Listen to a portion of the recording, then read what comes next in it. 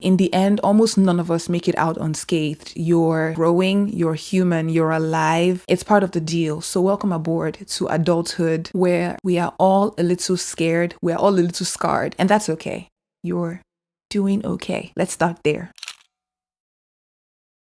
Hi, I'm Ego, and welcome to the first installment of a series that I am calling Surviving Your 20s and Beyond. I'm just tagging on the and beyond because I think most of what I'm going to be talking about is helpful beyond your 20s, but it is essential to getting through your 20s. If you saw my previous video or you listened to my previous episode, then you know that I recently just turned 31, which means I am officially in my 30s now. And if you're in your 20s and you're at the beginning or somewhere in the middle of your self-discovery journey, I've been where you are, and I 100% believe in your ability to make it through gracefully and slightly unscathed. In the end, almost none of us make it out unscathed. You're growing, you're human, you're alive. It's part of the deal. So welcome aboard to adulthood, where we are all a little scared, we're all a little scarred, and that's okay. You're doing okay. Let's start there. So I like to think of the 20s as the baby years of the adult phase of your life, because you have all the power to make adult decisions. But for the most part, you hit a lot of points, a lot of situations where you feel completely unprepared, like you have no idea what is going on. But unlike a child, you're expected to know what to do. You're expected to know how to handle those situations because you're an adult, even though you're not quite sure. It's like you're on training wheels the entire time. I love looking back on the 20s. It was a wildly beautiful but also disorienting experience.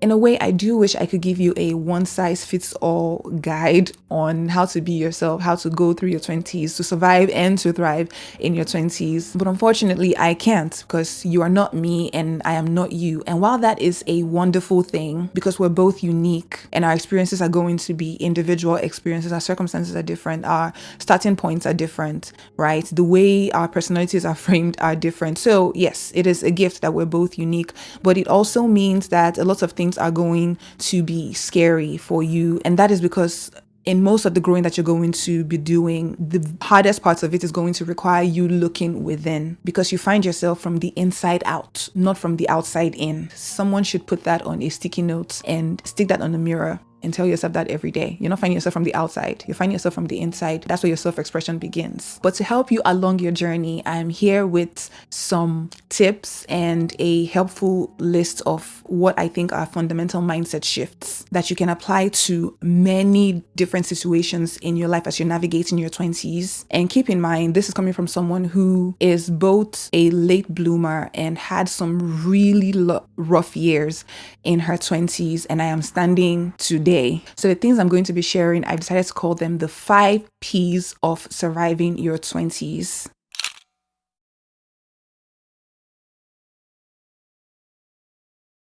Number 1, the first word is practice. Growing up can be really hard. It is easier said than done. The entire process of adulting is easier said than done. And I think that unfortunately, we don't realize until much later that a lot of the things that we're going to do requires practice. Back to what I said before, there's a lot of learning how to be an adult and how to grow up and how to manage your emotions, how to manage life circumstances, and how to manage your reactions that happens while you're already an adult. You learn as you're starting the process. And I feel like sometimes we forget that growing up is not an innate skill. It's not an innate talent. You're not born knowing how to be an adult. Being human and figuring out how you want to show up in the world takes a lot of practice. A lot of us in our 20s, especially at the beginning, feel really lost and then feel bad for feeling lost or for not having the answers that we seek. And if you're in your 20s, early or later in your 20s, without proper emotional support from maybe an older person, an elder, or someone that you can trust while you're in the trenches, it can feel really lonely and very, creates a lot of aloneness, the feeling of aloneness. And then we get down on ourselves for not being a certain way, for not handling situations the right way, for being too shy, for not being outspoken enough, for being too much of one one thing or not being enough of something else, for not being smart enough, not being quick enough, and so on and so forth, because somehow it's expected that when you become an adult, you're just supposed to automatically know who you are and exist as that person immediately. And part of this is pressure from society, external pressure, and part of it is very much internal because of, the expectations that we set for ourselves. But some people weren't even given the tools that they needed to thrive, not to survive, but to thrive as children growing into adulthood. And then you enter your 20s. Now you have to be the parent, which means that you have to identify the tools that you specifically need, the tools that you need. You need to identify those tools, and then you need to find ways to give yourself those tools and to let your learning or your unlearning process take as much time as it's going to take. And while you're doing this, you shouldn't stop after a couple of tries because you're not getting immediate results or seeing change as fast as you think it should happen. Always keep in mind that when you're practicing something, especially something that you haven't had lots of practice doing as a child, it's not a habit that you've built up yet, whether it comes to the ways that you act or the way you respond to things. Change doesn't happen overnight. And I think sometimes you forget that change doesn't happen overnight. And if you measure growth in perfection and not in progress that you're making, you're going to give up every single time you try something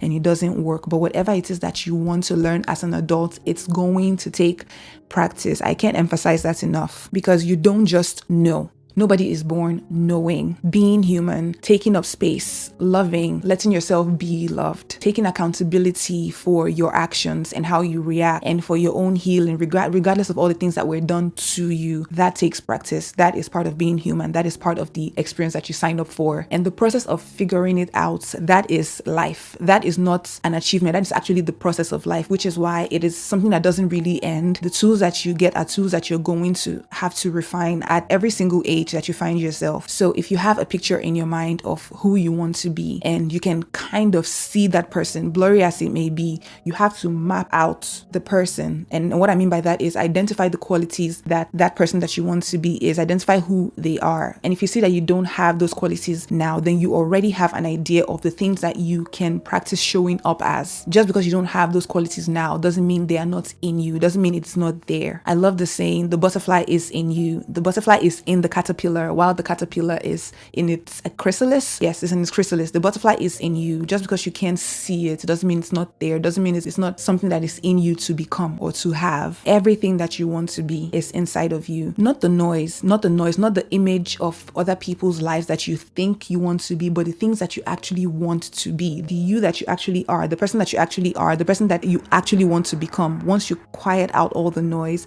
and identify that person, you will start to see it show up in you a little bit as time goes on. And the sooner you start practicing, the sooner you start getting better and the more confident you will become. And that cycle just feeds itself, because once you realize that it takes practice to do something and you apply yourself and you become more confident in it, you start applying it to a bunch of other areas in your life. It all just takes practice.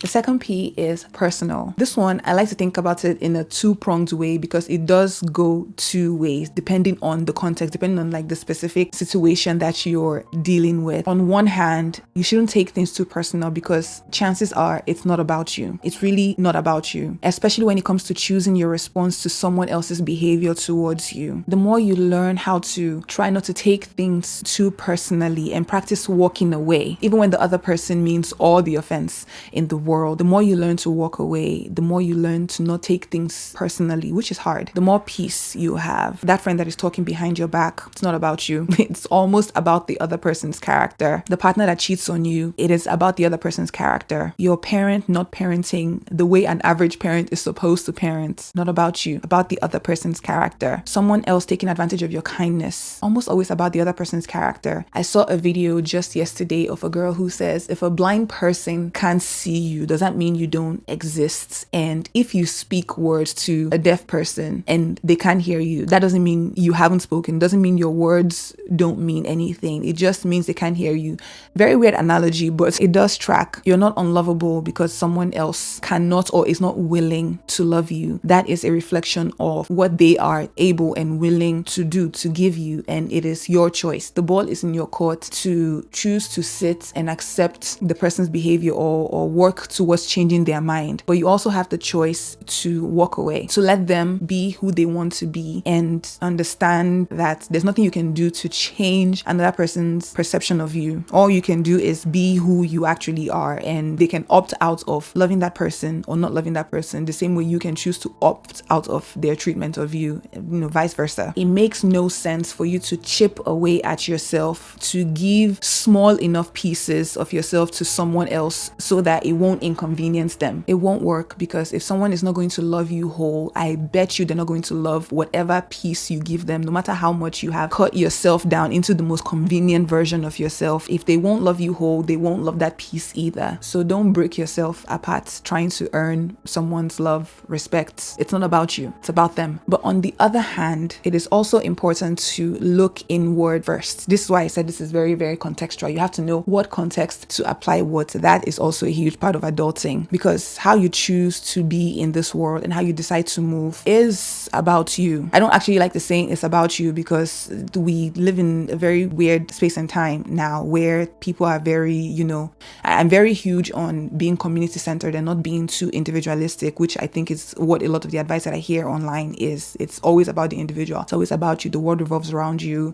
If this person doesn't do this to you, then cut them off, blah, blah, blah. That's not what I'm talking about. There's a difference between saying, I want to start with me. Let me look inward first, versus saying it's all about me. Because the truth is, in many situations, it won't always be about you. If you want to be in community with other people, you have to take other people into consideration. That's how to be a person. But what does it mean to say it starts with you? It means you have to like yourself first. You have to love yourself first. You have to choose yourself first. You have to learn how to be alone with yourself, with your thoughts. Get to know yourself so that when you're making decisions that don't align with who you really are, it'll click a little easier, a little quicker for you, that I'm doing something that is out of character, out of alignment with who I really am or who I want to be. Holding yourself accountable, taking responsibility for your actions towards other people, advocating for yourself, validating your feelings. And this also relates to what I had said earlier. You don't go searching for your worth in places that you shouldn't be looking for them in. It has to start with you. It's called self-worth for a reason. When it comes to you, always strive to go deeper. Always try to figure out what is going on the inside first. Be curious about yourself. Get quiet, get still, listen to yourself. I saw this quote on Tumblr one time that says, people don't inherently dislike you, and it is weird to think that they do. And that really struck with me, and I remember it often, because while you don't want to settle for less, there is this lack of self-worth, lack of self-esteem thing that can hit you in life, where you just assume people already inherently don't like you, and that changes your view of the world, and it kind of changes the way you approach things, the way you approach people. But if you look inward first and you start changing that, it'll change your outlook on life, and you will find yourself gravitating, being more comfortable being yourself. And what that does is it will help you gravitate towards the people that are meant for you, and it will help pull them to you too, because you're actually being who you are. If you're being someone else, then how are the people who are supposed to like the real you supposed to identify you when you're not even being yourself? Do you understand what I'm saying? But if you go through the world expecting that the people who are meant for you are going to find you, life opens up for you. You won't have to bend over backwards to be chosen, and it will hurt sometimes to not be chosen. You're only human. It is normal. It's supposed to hurt. That's just, you wouldn't be a human being if it didn't hurt to not be chosen. I think everyone wants to feel that. Everyone wants to know that they were picked by someone. But when you're steady in yourself, even when it hurts, it won't send you down a downward spiral, and it definitely won't put you in the kind of state where you start wringing yourself out and turning yourself inside out to become something that you're not. So it is not personal. But on the other hand, when it comes to you, go as personal as you can. Go as deep as you can. It starts with you. The third word is one that I love so much. It is perspective. You have to practice the art of looking at things from a different point of view. I've come to understand that perspective is and will always be the only truth that there is. So learning and practicing the art of different perspectives is one of the most important things that you ever teach yourself. It shapes your experience as you go through the world, and how the experiences that you have shape you. It is how you learn to navigate the spaces and the situations that you find yourself in. It's how you learn to have empathy for others, right? That's what the saying, put yourself in someone else's shoes, is by having a different perspective. How you define success is all a matter of perspective. If you define your own goals and you set your own pace and you set your own expectations for your life, then you will measure success in an entirely different way. You won't measure success by someone else's standard because your perspective is different. What you want out of life is different. If you learn to see that, it'll open up an entirely new world for you. The way you see the world will be different. You won't spend time arguing with people based off of what their values are, because how you see the world is a little different. What you want out of the world is entirely different. You will measure your relationships, you measure success, you measure the outcomes and the progress that you're making by your own point of view. You won't be swayed in every direction by someone else's life. It'll also help you refine how you look at different situations, right? There are some situations where you look at it and say, look, I'm in this shitty situation right now, but someone else took the situation and rose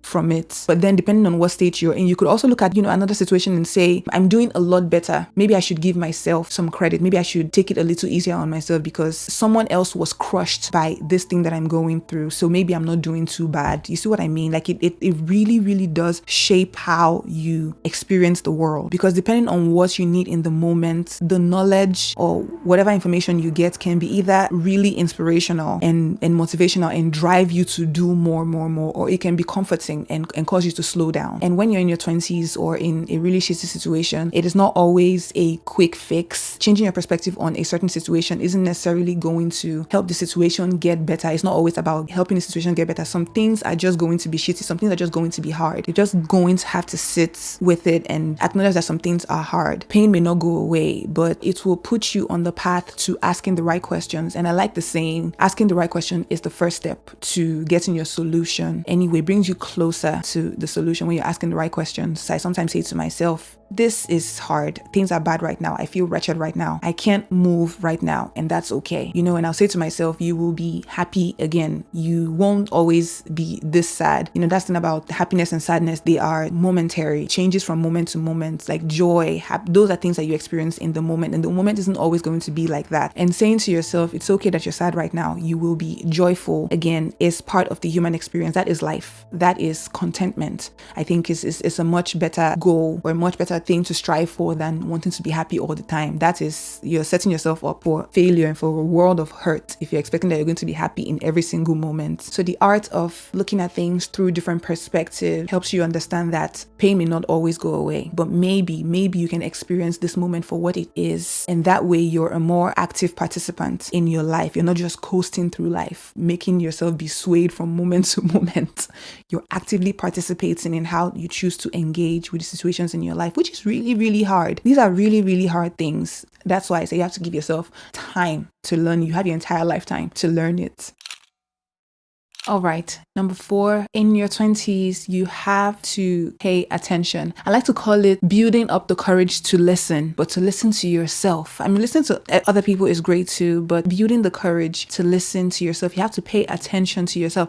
And I feel like this is very similar to the second point that I made, where I said that you have to make sure you're listening to yourself first, put yourself first, love yourself first, leave yourself first. They're kind of similar, but I think of it as a slightly separate thing that kind of builds on each other, because listening to yourself takes an immense amount of courage. And sometimes it gets a little overlooked, in my opinion, because I think we've just sort of collectively accepted that the world is loud and is going to remain that way. And that is true. The world is so loud. It will tell you exactly how to be, how to exist, how to work, how to learn, how to love, how to be good, how to be bad, how to do anything and everything, how to date, who to date, to what extent you should be dating, when you should be dating, when you should be having sex, when you should be engaging in other intimate acts, the kind of friends you should be making, the kind of people you should be hanging out with, what you should consider cool, what you should consider uncool, the trend, the very trend of your body, or how you should make your body fit into the trend that the world is into at a particular point in time. It is very loud. There's a lot of noise out there, and it's not always on the world, because to escape ourselves we also have ways to make it loud. I can't tell you how many times I've had to pause and stop myself on my way to the bathroom to take a shower, and I'm kind of person who likes to listen listen to music or listen to something in the shower or while I'm cooking, or even like while I'm eating, I have to like watch something, or I used to have to watch something. And now I catch myself, I try not to do that as much, because I think part of that is me trying to drown out the noise. But it can be so relaxing, so self-meditating to do the things that you're trying to do without all the outside noise. And I think sometimes in order to escape ourselves too, we go seeking out the noise. We try to surround ourselves with as much noise to make it easier to escape the truth of ourselves. The one thing I always tell my siblings or my friends anytime someone comes to me for advice, or I'm talking to someone and they're saying, I don't know what to do about the situation, I always pause and tell them, well, not sometimes, it depends on the person, but usually I'll say, I think you should try quieting down first, because I believe so strongly that you know exactly what you want to do. Most of the time, nobody knows what you actually need in the moment more than you. But I think that we are so used to seeking answers out of ourselves. We're so used to looking to the left and looking to the right to figure out like what is the right thing to do, what is the cool thing to do, and let me try to do that instead. And that's why we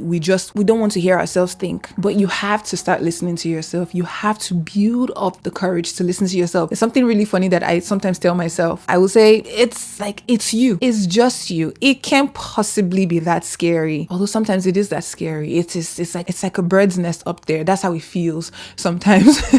But it's just you. You're getting to know yourself. It can't be that scary. But even if it is that scary, what other option do you have? What other option to living your own life as a full-grown whole person do you have? Are you just not going to listen to yourself? Are you just not going to figure out what is happening on the inside of you? You can't avoid yourself for that long. I always say, if you try to run, you can't outrun yourself. Wherever you get to, whatever point you get to, whatever you run to, you will still find yourself there. You are the one thing, the one entity that you carry everywhere with you. So listening to yourself is one of the most important things that you ever teach yourself to do, or to practice doing. You already live in a world that encourages distraction, and what it won't do, what it definitely won't do, doesn't benefit it to encourage you to listen to yourself. It doesn't. It's not going to encourage you to listen to what feels right and true and light and warm and good to you, within you. So you have to do it for yourself. Nobody else can do it for you. Nobody else can teach you how to do it. Nobody else, like we can only like nudge you in the right direction, but nobody can make you do it. And it is a very hard thing. It's very hard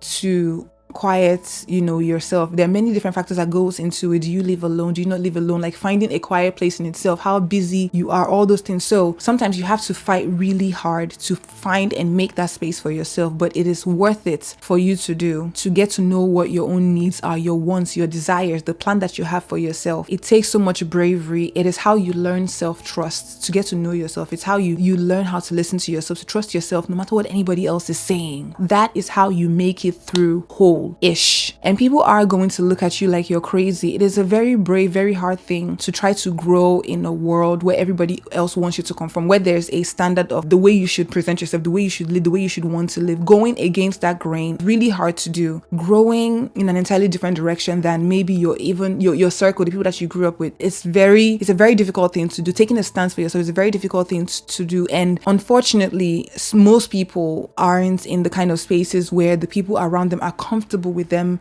growing outside of what is the norm of that society. So sometimes it can feel very alienating, especially when you're doing something that it's not very common in the circle that you find yourself with. There's a lot of fear that comes with it. I totally understand, because part of that is you then having to re-immerse yourself in an entirely different group of people. And sometimes it even takes some time to find. There's a lot of like a loneliness that happens within the phase of like living one group, living a community that believes in a certain thing and then moving to another group. I have had to do that a lot. I had to do that a lot in my 20s when being in the church just wasn't a conducive environment for me. And it took almost 2 years for me to actually take a proper stance on the outside, right? Because taking a stance on the inside was not really difficult for me, but the reason why it's so difficult sometimes to take a stance on the outside, which I absolutely understand, is because there's a lot of community that can come with that. You stop believing in certain things, you stop acting a certain way, you stop planning your life to move in a certain direction. You know that unfortunately not everyone believes that you should have an individualized life. Some people are perfectly comfortable staying in their little box, the lives that they are born into, the rules that they're born into, the societies they're born into. They don't mind living their lives, not questioning anything. So when you take a stance for yourself like that, which I absolutely encourage you to, it can be very hard. It can be very alienating, but it is the journey of your life. If you feel that pull, nothing is going to be more worthwhile than following it, than going after that feeling. It is going to be the most freeing thing that you ever do. Even though it's very scary, it is worth it, I promise you. And the truth is, there's no applause for it. Maybe there is in some aspects if you're lucky, but most of the time there's no applause for it. There's no applause for living your life on your own terms. There's no reward for it. The reward that you get for it is the life that you get to live. That's it. The reward you get for chasing your dreams is your life. That is your reward. There's no, so you can't do it for someone else. That's why I'm bringing that up. You can't do it for someone else. You have to do it for yourself. Recognize that the only reward that you're going to get, it's that. Because if you think you're going to make decisions that do not conform, and after a while you're expecting that you're going to get applause for it, you're going to get certain type of reward or validation, then you get tired along the way. But once you set out on the journey, keeping at the back of your mind that the reward that you get is the life that you're going to live, it will give you foresight. It will always give you perspective. You can always remind yourself when things get hard that you're not doing this for anyone else except yourself, and you are worth the journey. Nobody else, just you.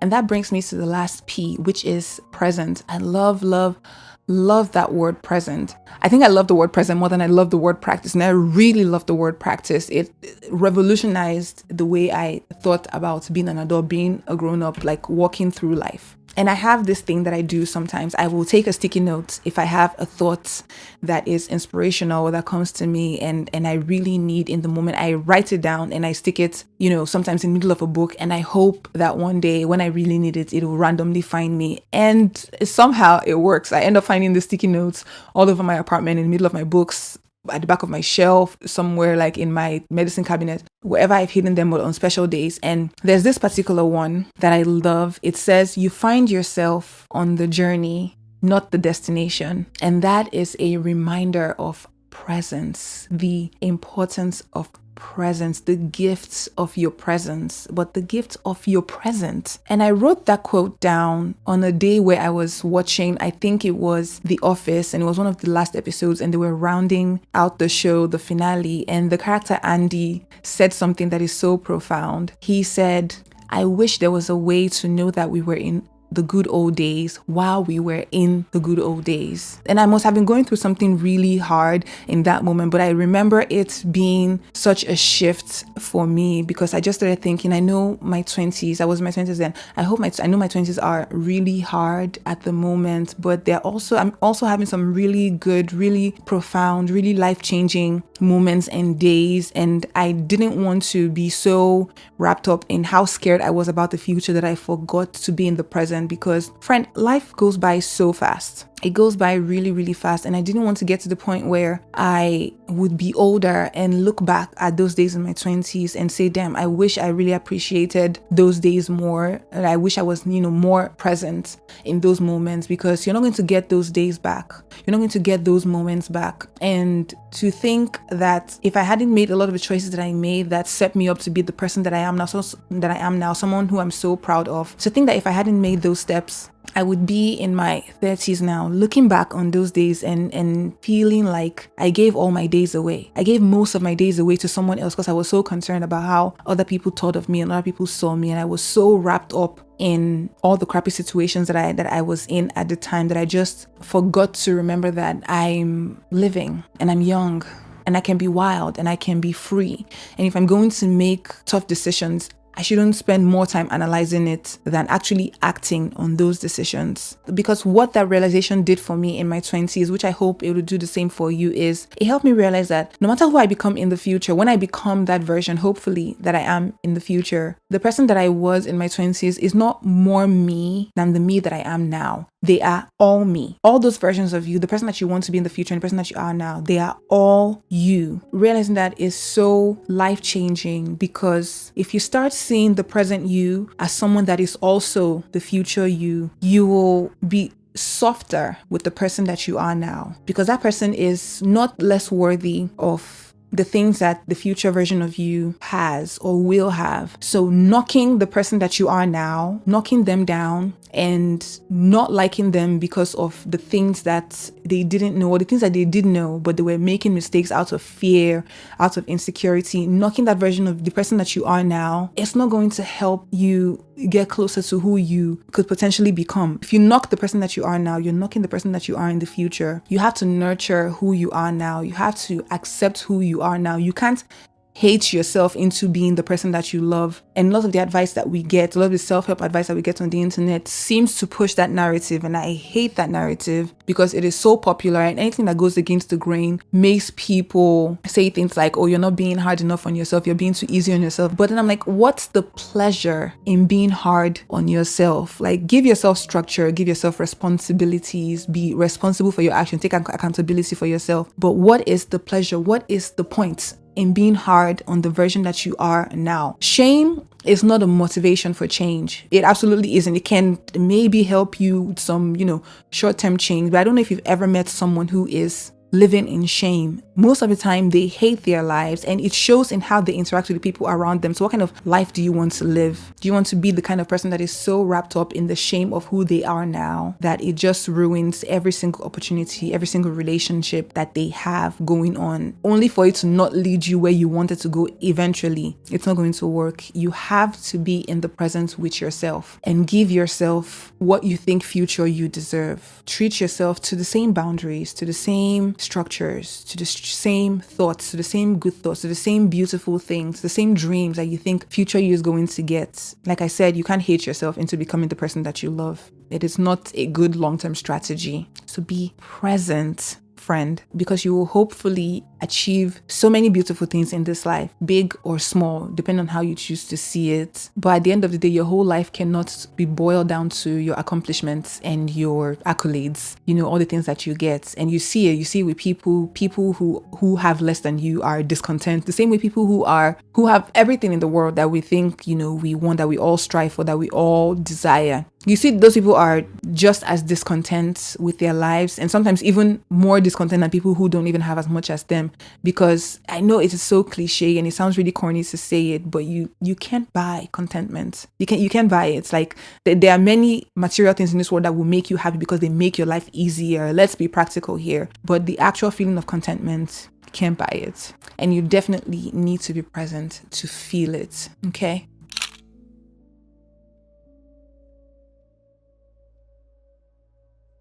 One of the best parts about getting older is that you hear so much about how it gets better and how much you get better at being yourself. I definitely heard some of that, and I do believe it. But I think sometimes we don't really get details on what that truly means or what that looks like. What does getting better look like? Some examples of that is you start to understand yourself in retrospect. You hit a certain point in your life, and then you start understanding why when you were younger, you were reacting to certain things a certain way. You were getting triggered by certain things. You like certain things. And I try not to judge, and I would encourage you to do the same. I try not to judge myself and my reactions in terms of good or bad, or in terms of right and wrong. Some things are objectively good, some things are objectively bad, but I try not to do that too much with my decision making because it has greatly improved the process through which I make decisions. I don't overanalyze as much anymore. I still do. It is a process, but I don't do it as much anymore. But when you're younger, you don't really understand why something felt off or why something felt annoying. But the older you get, a lot of those things will become clearer. And I bring this up to say, you're just going to have to accept when you're young, in your 20s, that there are some things that you're just not going to know. There are some things that you're just not going to understand yet. And you have to be okay with that on multiple levels. And when you find yourself in those unknown spaces, they are calling you to take leaps of faith, to practice trust in yourself, trust in your intuition, trust in your judgment of the situation, even if you don't have all the information yet. And if you can't follow right or wrong or good or bad, you can always follow love. You can always follow the thing that brings you the most love or will cause you to love the most or to share love the most. But in more real life practical terms, you do start to learn what kind of people you want to be around, what products work for you, what people you gravitate towards more. Those are some of the things that you start learning the older you get. And sometimes when you pause and take account, start to love the process of watching yourself evolve, even when that evolution simply means accepting the version of yourself that exists in the moment. You learn how you like to be spoken to versus how you don't like to be spoken to. You're going to start reclaiming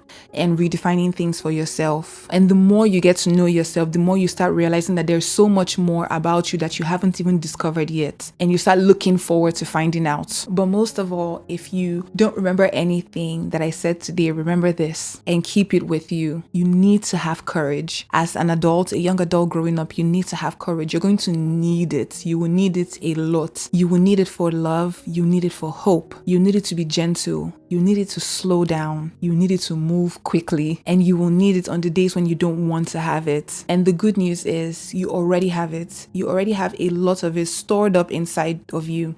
And I hope on the days that you really need it, you won't have to dig too deep, too far for it. But trust that you have it and take very good care of yourself. I hope you found this helpful. If you did, let me know what you think in the comments. This is also going to be an episode on my podcast, so please check it out if you would rather listen to something than watch something. But overall, I hope you found this helpful. I definitely found it helpful when I was putting my thoughts down, and I hope it finds you exactly when you need it. I wish you good luck, and I'm sending you a lot of love and a lot of hope. Okay? Bye. Thanks for watching.